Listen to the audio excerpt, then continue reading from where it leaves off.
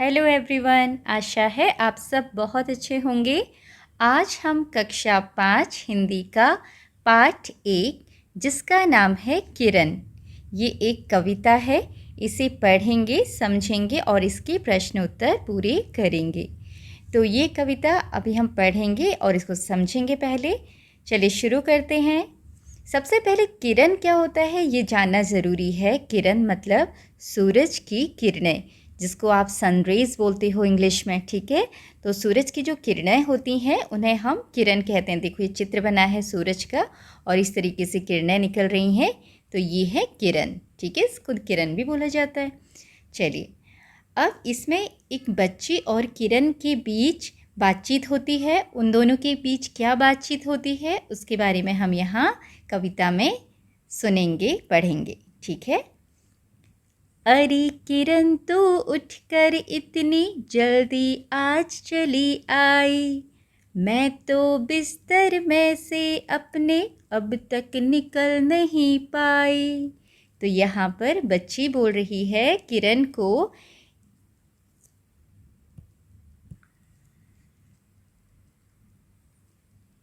कल तो तेरे साथ शाम तक खेल बहुत से खेली मैं, पर जब तू चल दी सोने को तो रह गई अकेली मैं। तू सुख से सोई होगी पर मुझको नींद नहीं आई, परी कथाएं पढ़ते पढ़ते बड़ी देर में सो पाई। कहने लगी किरण यह सुनकर, मैं ही कब सो पाती हूँ, तुम्हें सुलाकर एक दूसरी दुनिया में मैं जाती हूँ। बच्चे जो बिस्तर में सोए होते उन्हें जगाती हूँ, वहाँ शाम हो जाती है तो लौट यहाँ फिर आती हूँ। तो ये प्यारी सी कविता लिखी है निरंकार देव जी ने, जिन्हें सेवक नाम से भी जाना जाता है।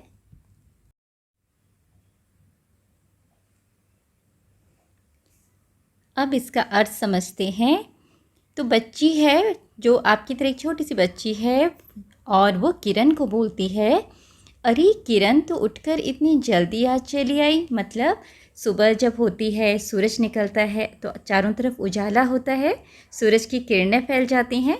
तो उन किरणों को देखकर जो ये बच्ची है उस किरण से बोलती है, तुम तो बहुत जल्दी उठकर आ गई हो आज, मैं तो अभी तक बिस्तर से भी नहीं उतरी हूँ, है ना। मैं तो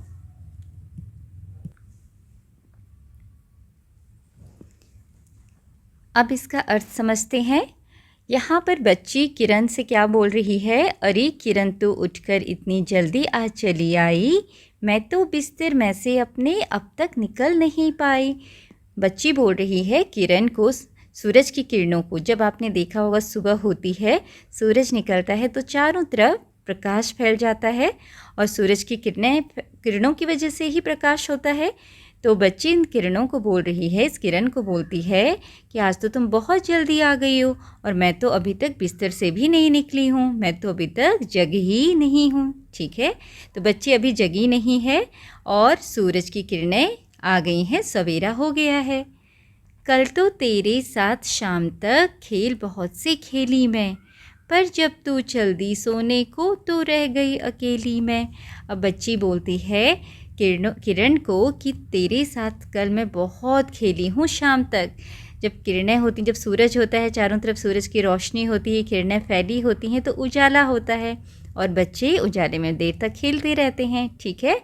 और जब सूरज चला जाता है तब उसकी किरणें भी चली जाती हैं और तब अंधेरा हो जाता है। इसीलिए बच्ची बोलती है, पर जब तू चल दी सोने को तो रह गई अकेली मैं। सोने को मतलब, अब बच्ची उसको बोल रही है कि तुम तो सोने के लिए चली गई तो अंधेरा हो गया, मुझे लगा अंधेरा हो गया, रात हो गई है, अब तुम तो सोने को चली गई हो तो मैं अकेली रह गई, ठीक है। तू सुख से सोई होगी पर मुझको नींद नहीं आई।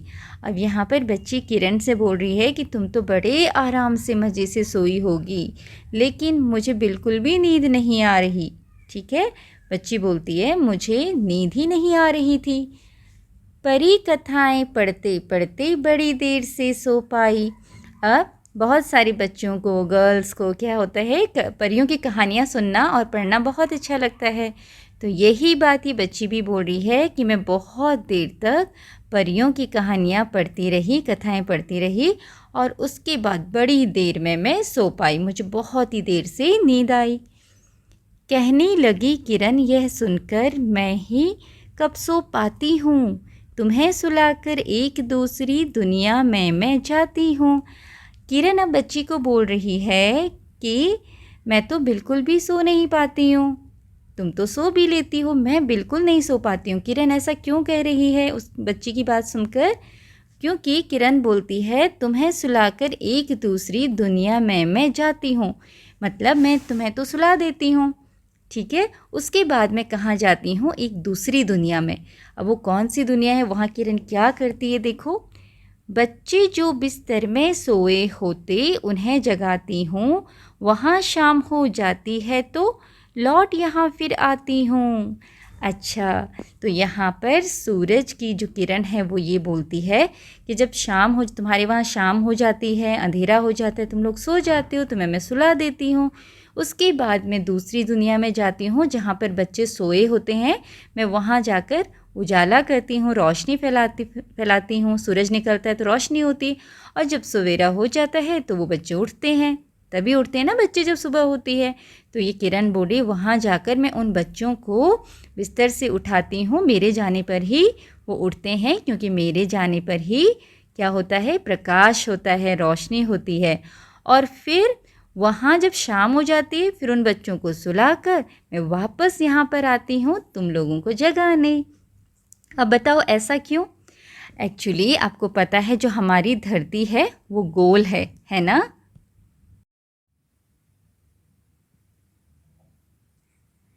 इस पिक्चर में आप देख सकते हैं, देखो ये है हमारी पृथ्वी, ठीक है। पृथ्वी कैसी है, गोल, और पृथ्वी कैसे घूमती है, इस तरीके से, ठीक है, इस तरीके से घूमती है, ये रोटेट होती है अपने एक्सिस पर। अब पृथ्वी किस, ये है हमारा सूरज, सन, और सन से क्या निकल रही हैं, किरणें, ये किरणें हैं सूरज की। अब जब पृथ्वी घूमेगी इस तरीके से तो सूरज की किरणों के सामने जो भाग आएगा वहाँ उजाला होगा, और पीछे की तरफ जो भाग सूरज की किरणों से दूर है यहाँ पर अंधेरा रहेगा, ठीक है, यहाँ पर अंधेरा है। तो इसीलिए क्या होता है कि जो भाग सूर्य के सामने आता है वहाँ उजाला हो जाता है, धीरे धीरे धीरे धीरे, जब तक ये सूरज के सामने रहता है ये भाग तब तक उजाला रहता है, फिर ये भाग घूम के पीछे की तरफ चला जाएगा और वहाँ रात हो जाएगी, और जो अंधेरे में था वो घूम के आगे आ जाएगा सूरज की तरफ, तो वहाँ पर उजाला हो जाएगा। तो आपको पता है जैसे हमारे भारत में जब उजाला होता है उस समय अमेरिका में क्या रहता है, थोड़ा अंधेरा रहता है, क्योंकि वो इसकी जो पोजीशन है वो उसके पीछे की तरफ दिखाई देती है, ठीक है। तो जब भारत में उजाला है तो उस समय जो सूरज है वो इसके सामने ही रोशनी बिखेरता है, ठीक है। और भी देश हैं जिसमें रोशनी रहती है उस समय, और धीरे धीरे जब अर्थ रोटेट करती है, घूमती है, तो भारत पीछे की तरफ चला जाएगा घूम के, है ना, और ये अमेरिका वाला पोर्शन आगे आ जाएगा। तो फिर भारत में अंधेरा हो जाएगा और बैक साइड में जितने भी कंट्रीज़ हैं जो आगे को आएंगे घूम के, वहाँ पर उजाला हो जाएगा। इसीलिए किरणों ने एक जगह से एक देश से दूसरे देश जाने की बात कही है, ठीक है। इसीलिए यहाँ पर किरणों ने एक दुनिया से दूसरी दुनिया में जाने की बात कही है। एक्चुअली किरणें तो दूसरी दुनिया में नहीं जा रही, सूरज तो एक ही जगह पर है, वो धरती घूम रही है, इसलिए धरती का जो अलग अलग हिस्सा है वो अलग अलग समय पर सूर्य के सामने आता है और वहाँ पर उजाला होता है, और जो सूर्य की किरणों से दूर रहता है वहाँ पर अंधेरा होता है, ठीक है। तो ये है इस प्यारी सी कविता का अर्थ। आशा है आपको ये कविता अच्छी तरीके से समझ में आई होगी। अब हम इसके प्रश्न उत्तर पूरे करेंगे। बातचीत के लिए पहला प्रश्न है, आपको कैसे पता चलता है कि सुबह हो गई है? तो जब सुबह होती है तब क्या होता है, सूरज निकलता है, चारों तरफ उजाला हो जाता है, रोशनी फैल जाती है। तो ये हम बता सकते हैं कि रोशनी को देखकर हमें पता चलता है कि सुबह हो गई है, ठीक है। आप अपना उत्तर इस तरीके से लिख सकते हैं, सुबह होने पर सूरज निकलता है और चारों ओर उजाला हो जाता है। यह देखकर मुझे पता चलता है कि सुबह हो गई है। अगला प्रश्न है, ऐसे कौन कौन से कार्य हैं जो सूर्य के प्रकाश के बिना संभव नहीं है। तो कौन कौन से काम होते हैं जो अगर सूरज ना आए तो हम नहीं कर पाएंगे। एक तो पेड़ पौधे नहीं बढ़ पाएंगे, है ना। पेड़ पौधों को बढ़ने के लिए सूर्य के प्रकाश की ज़रूरत होती है, ठीक है।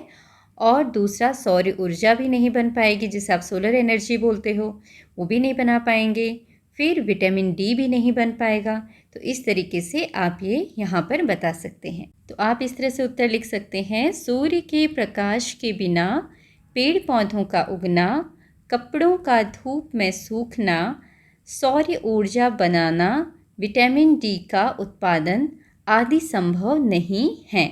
अगला प्रश्न है, प्रश्न 3, सुबह और शाम में से आपको कौन सा समय अधिक अच्छा लगता है और क्यों। तो यहाँ पर आपने बताना है कि आपको कौन सा समय अच्छा लगता है। जैसे कई बच्चे जिनको स्कूल जाना अच्छा लगता है वो बोल सकते हैं कि मुझे सुबह का समय बहुत अच्छा लगता है, कि सुबह, क्योंकि सुबह रोशनी होती है, सूरज निकलता है, पक्षी चहचहाते हैं, ताज़ी ताज़ी हवा चलती है और हम सब सुबह स्कूल जाते हैं और मुझे स्कूल जाना भी बहुत पसंद है। और ऐसे ही जिनको शाम अच्छी लगती है वो लिख सकते हैं कि मुझे शाम का समय अच्छा लगता है, क्योंकि शाम के समय मैं अपने सभी दोस्तों के साथ तरह तरह के खेल खेलता हूँ या खेलती हूँ। तो यहाँ पर उदाहरण के लिए एक उत्तर लिख दिया है, इसको आप इस तरीके से लिख सकते हैं, मुझे शाम का समय अधिक अच्छा लगता है क्योंकि शाम को मैं अपने सभी दोस्तों के साथ मिलकर तरह तरह के खेल खेलता हूँ या खेलती हूँ। आगे है पाठ से, सही उत्तर पर सूरज का चित्र बनाइए। यहाँ पर एक प्रश्न पूछा गया है, उसके 4 ऑप्शंस आपको दिए गए हैं और जो आपको सही लगता है उसके सामने आपने सूर्य का चित्र बनाना है। यहाँ नीचे बॉक्स में, इसके सामने जो बॉक्स दिए हुए हैं। पहला प्रश्न है, किरण के अनुसार वह मुख्य रूप से कौन सा काम करती है। तो किरण क्या काम करती है मुख्य रूप से? सोते बच्चों को जगाना, खेलते बच्चों को सुलाना, बच्चों के साथ खेलना या परिकथाएं पढ़ना पढ़ाना। तो किरण का मुख्य काम क्या है? सोते बच्चों को जगाना। तो इसके सामने आप यहाँ पर सूरज का चित्र बनाएंगे इस तरीके से, ठीक है। आगे, बालिका को बहुत देर तक नींद क्यों नहीं आई। जो बच्ची थी उसको बहुत देर तक क्यों नींद नहीं आ रही थी? क्योंकि वह देर रात तक खेल रही थी, क्योंकि वह पढ़ रही थी, क्योंकि उसे बहुत गर्मी लग रही थी, क्योंकि वह घूमने गई थी। तो यहाँ पर सही उत्तर क्या है? क्योंकि वह पढ़ रही थी। तो दूसरे नंबर पर आप सूरज का चित्र बनाएंगे इस तरीके से, ठीक है। आप इसको स्माइली फेस भी बना सकते हो इसका, मुस्कुराते हुए, ओके। चलिए आगे, जब किरण आई उस समय बालिका क्या कर रही थी। जब किरण आई उस समय बालिका सो रही थी या वह खेल रही थी, वह गीत गा रही थी, वह पढ़ और लिख रही थी। तो सुबह के समय जब किरण आई उस समय बालिका क्या कर रही थी? वह सो रही थी। तो यहाँ पर हम सूरज का चित्र बनाएंगे इस तरीके से। आप सूरज का चित्र बनाएंगे यहाँ पर, ठीक है। आगे है, सोचिए और लिखिए। तो पहला प्रश्न है, किरण ने दूसरी दुनिया में जाने की बात क्यों कही होगी। तो यहाँ पर कविता जब हम पढ़ रहे थे उस समय भी बताया था कि हमारी धरती क्या है? गोल है, इस तरीके से, ठीक है। और मान लीजिए यहाँ पर सूरज है, इस तरीके से सूरज की किरणें आती हैं और जो धरती का भाग सूरज के सामने रहता है उधर उजाला रहता है और जो भाग पीछे की तरफ रहता है यहाँ पर अंधेरा रहता है, ठीक है। और जब धरती इस तरीके से घूमती है, इस तरीके से धरती घूमेगी तो ये अंधेरे वाला भाग आगे आ जाएगा और जो उजाले वाला भाग है वो पीछे चला जाएगा। तो उस समय जो अंधेरा है जहाँ पर, वो भाग जब आगे आएगा उस पर सूरज की किरणें पड़ेंगी, वहाँ उजाला हो जाएगा। और जहाँ पहले उजाला था वो पीछे की तरफ चला जाएगा घूमकर, तो वहाँ पर अंधेरा हो जाएगा। धरती अपने अक्ष पर घूमती है, अपने एक्सिस पर घूमती है ना। जैसे इस वीडियो में आप देख सकते हैं, जिस तरफ सनलाइट पड़ रही है उस तरफ क्या है, रोशनी है ना। उस पार्ट पर उजाला हो रखा है, लेकिन वो जो पार्ट जिसमें रोशनी पड़ी वो फिर धीरे धीरे घूमकर पीछे की तरफ चला जा रहा है और वहाँ अंधेरा हो जा रहा है। और जहाँ अंधेरा था वहाँ से वापस जो पार्ट आगे की तरफ आ रहा है सन की तरफ, वहाँ पर फिर से उजाला हो रहा है। तो इस तरीके से जब धरती मूव करती है अपनी एक्सिस पर, अपनी धुरी पर, और सूर्य के सामने से होकर उसका जो हिस्सा जाता है वहाँ पर रोशनी होती है, दिन होता है, और दूसरी तरफ अंधेरा होता है। तो उत्तर आप इस तरीके से लिख सकते हैं, हमारी पृथ्वी गोल है और वह अपने अक्ष पर घूमती है। जब धरती घूमती है उस समय धरती का जो हिस्सा सूर्य के सामने होता है वहाँ दिन होता है, और दूसरी तरफ के हिस्से में जहाँ सूर्य की किरणें नहीं होती वहाँ रात होती है। जब हमारे यहाँ रात होती है तब दूसरी जगह दिन होता है, इसलिए किरण कहती है कि वह दूसरी दुनिया में जाती है। अगला प्रश्न है, वहाँ शाम हो जाती है तो लौट यहाँ फिर आती हूँ। उपयुक्त पंक्तियों में वहाँ और यहाँ शब्द किसके लिए प्रयुक्त हुए हैं? प्रयुक्त मतलब यूज़ हुए हैं।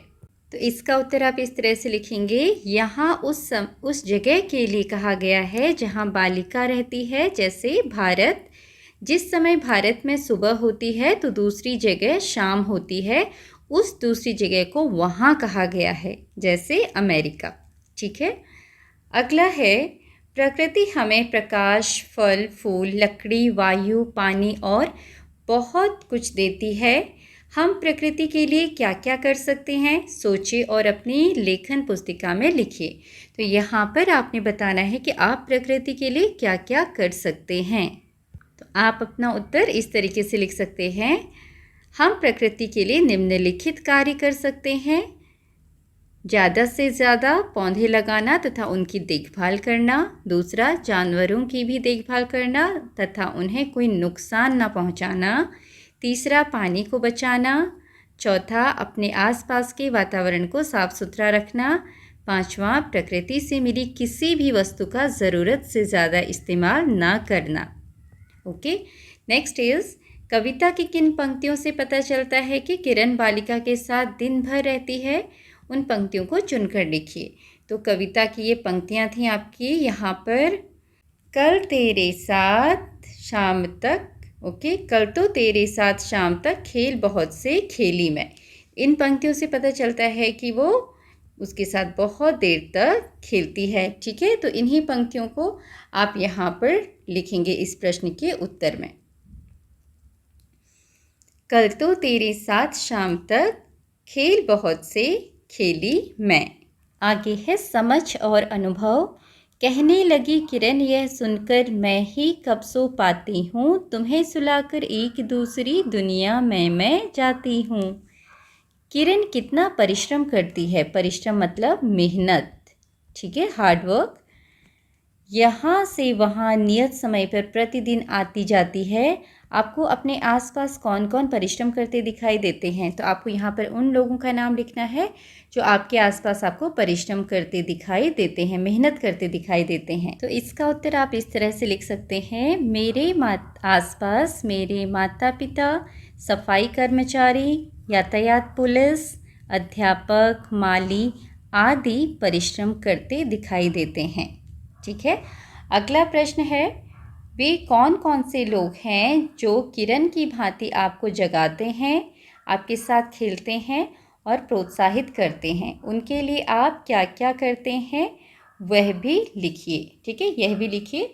तो आपको बताना है कि आपको कौन जगाते हैं। आपके माता पिता जगाते होंगे आपको, आपके साथ आपके दोस्त खेलते होंगे, और आपको कौन प्रोत्साहित करते हैं? आपके अध्यापक, आपके शिक्षक आपको अच्छा पढ़ने लिखने के लिए प्रोत्साहित करते हैं। तो उन सब के नाम आप यहाँ पर लिखेंगे। और आप उनके लिए क्या क्या करते हैं? तो आप उनका कहना मानते हैं, है ना। आप अपने माता पिता का आदर करते हैं, सम्मान करते हैं, दोस्तों से प्यार करते हैं, और जब भी उनको ज़रूरत हो उनकी मदद करते हैं। इस तरीके से आप इसे लिख सकते हैं। तो आप अपना उत्तर इस तरीके से लिख सकते हैं, मेरे माता पिता मुझे जगाते हैं, मेरे दोस्त मेरे साथ खेलते हैं और मेरे अध्यापक मुझे पढ़ाई और अच्छे कार्यों के लिए प्रोत्साहित करते हैं। मैं उनका आदर करता या करती हूँ, उनका कहना मानता या मानती हूँ और ज़रूरत के समय उनकी मदद करता या करती हूँ। तो इस तरीके से आप अपना उत्तर लिखेंगे। अगला प्रश्न है, अपने घर या प्रदेश में सूर्य अथवा चांद से जुड़े किसी एक त्योहार का पता लगाइए और उसके बारे में लिखिए। तो आपने किसी भी एक चीज़ के बारे में लिखना है, या तो सूर्य से जुड़े त्यौहार या चांद से जुड़े त्यौहार के बारे में, ठीक है। तो यहाँ पर आपको जो भी पता है उसके बारे में आप यहाँ पर लिखेंगे। तो यहाँ पर सूर्य से जुड़ा एक त्यौहार के बारे में लिखा हुआ है छठ पूजा। छठ पूजा एक प्रमुख हिंदू त्यौहार है जो सूर्य देव और छठी मैया को समर्पित है। इसमें लोग उपवास रखते हैं और उगते व डूबते सूर्य को अर्घ देते हैं। तो इस तरीके से आप किसी भी त्यौहार के बारे में यहाँ पर बता सकते हैं। आगे प्रश्न है, यदि किरण कभी न आए या न जाए तो क्या होगा? यदि कभी किरण नहीं आएगी तो सवेरा नहीं होगा, पेड़ पौधों को रोशनी नहीं मिलेगी, है ना। और जो भी काम हम सूर्य की रोशनी में करते हैं वो नहीं हो पाएंगे। और अगर किरण ना जाए तो किरण नहीं जाएगी तो क्या होगा? शाम नहीं होगी, अंधेरा नहीं हो पाएगा और हम सो नहीं पाएंगे, आराम नहीं कर पाएंगे, दिन भर हमें काम करते रहना पड़ेगा, है ना। तो यही बात आप यहाँ पर लिखेंगे। तो आप अपना उत्तर इस तरीके से लिखेंगे, यदि किरण न आए तो सवेरा नहीं होगा, चारों तरफ अंधेरा होगा और वह कोई भी काम नहीं हो पाएगा जिसमें सूर्य की रोशनी चाहिए, है ना। सूर्य की रोशनी जिस काम के लिए भी चाहिए वो कोई भी काम नहीं हो पाएंगे।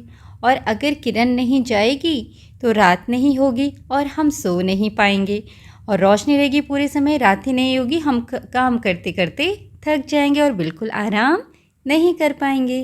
अगला प्रश्न है, यदि आपको किरण के साथ दूसरी दुनिया में जाने का अवसर मिले तो आप कहाँ जाना चाहोगे और क्यों? तो यहाँ पर आप अपने मन से लिखेंगे, आपको जहाँ भी जाना पसंद है, जहाँ भी आप देखना चाहते हो वो चीज़ यहाँ पर लिखेंगे।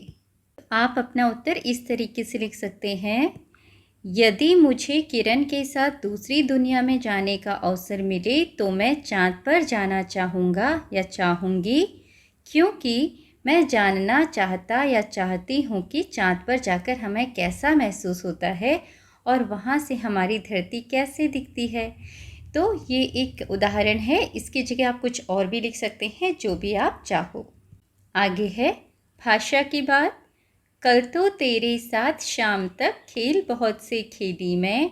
शाम के लिए हम संध्या, सांझ, साय जैसे शब्दों का भी प्रयोग करते हैं। मिलते जुलते या समान अर्थ वाले ऐसे शब्दों को समानार्थी शब्द कहते हैं। तो यहाँ पर शाम को हम क्या क्या और नाम से जानते हैं? संध्या, सांझ और साय। तो ये जो शब्द हैं जिनका अर्थ सेम होता है, एक ही जैसा रहता है, उसको हम बोलते हैं समानार्थी, क्योंकि इन सब का अर्थ क्या है? समान है, ये सब एक समान है, तो इनको हम समानार्थी शब्द कहते हैं। नीचे दिए गए शब्दों के समान अर्थ वाले शब्दों पर घेरा बनाइए। यहाँ पर आपको कुछ शब्द दिए हैं और उनके सामने कुछ और शब्द हैं, आपको उनमें से छांटना है कि इसके समान अर्थ वाले शब्द कौन से हैं। जैसे नव, नव को हम आकाश भी बोलते हैं, अंबर भी बोलते हैं, ठीक है। नभचर नहीं बोलते, नभचर होते हैं पक्षी जो नभ में आसमान में विचरण करते हैं। तो यहाँ पर इसके दो अर्थ हैं, दो समानार्थक शब्द हैं, आकाश और अंबर। हवा, हवा को हम वायु बोलते हैं और पवन बोलते हैं। पेड़, पेड़ को क्या बोलते हैं? वृक्ष और तरु। इस पर भी आप कोला लगाएंगे। फूल को कुसुम और सुमन।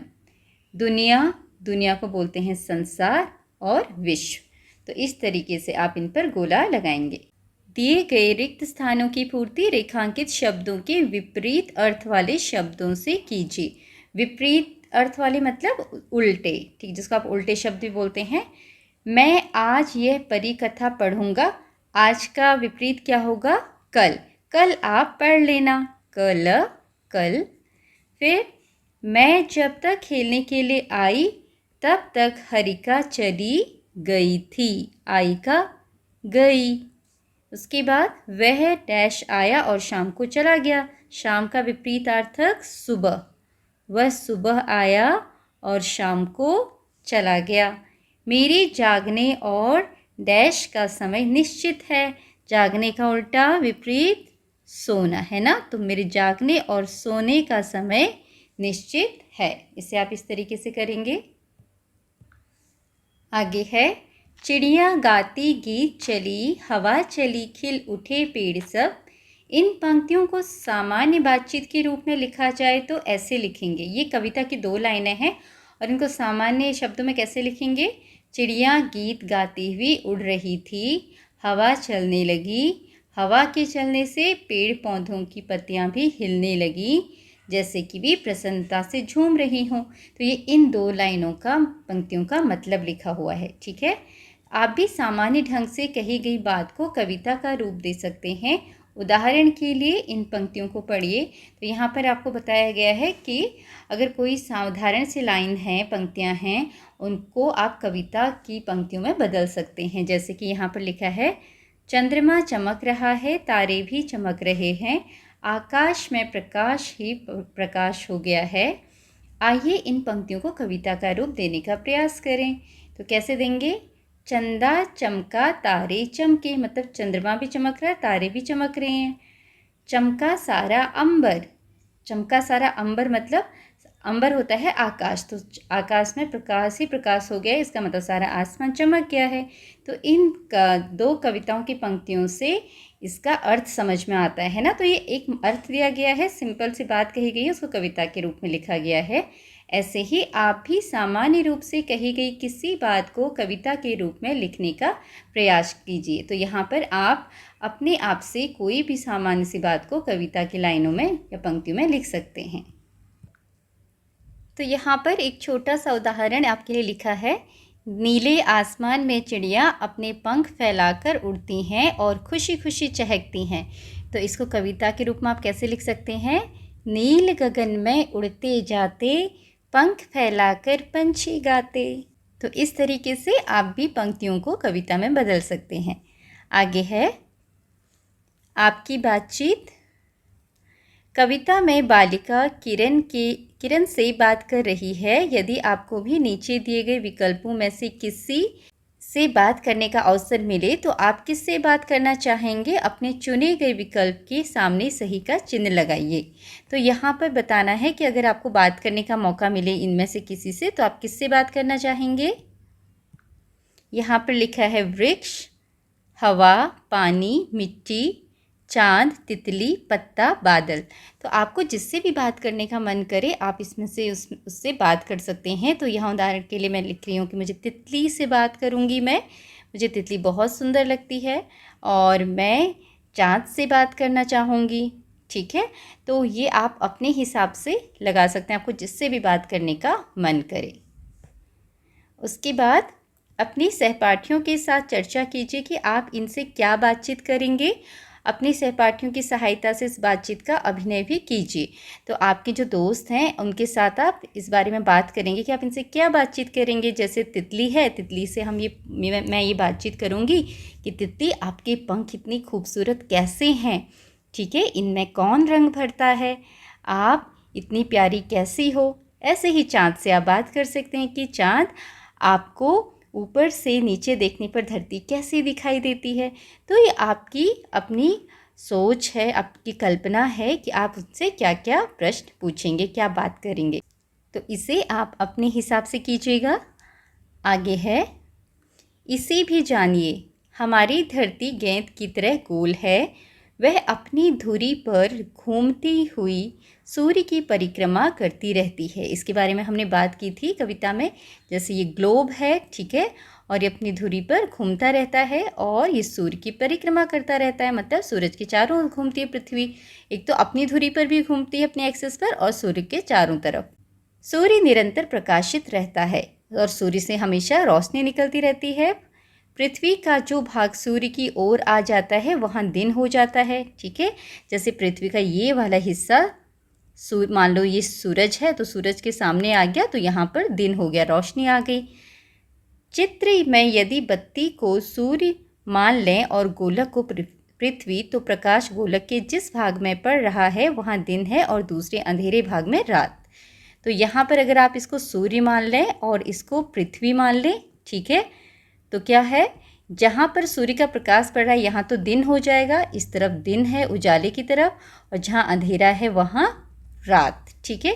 तो पृथ्वी के इस हिस्से में जहाँ रात जो है वहाँ पर और बहुत सारे देश होते हैं, तो जिस समय एक तरफ दिन होगा दूसरी तरफ रात होगी, क्योंकि वहाँ पर सूर्य का प्रकाश नहीं पहुँच रहा है, वहाँ अंधेरा होगा।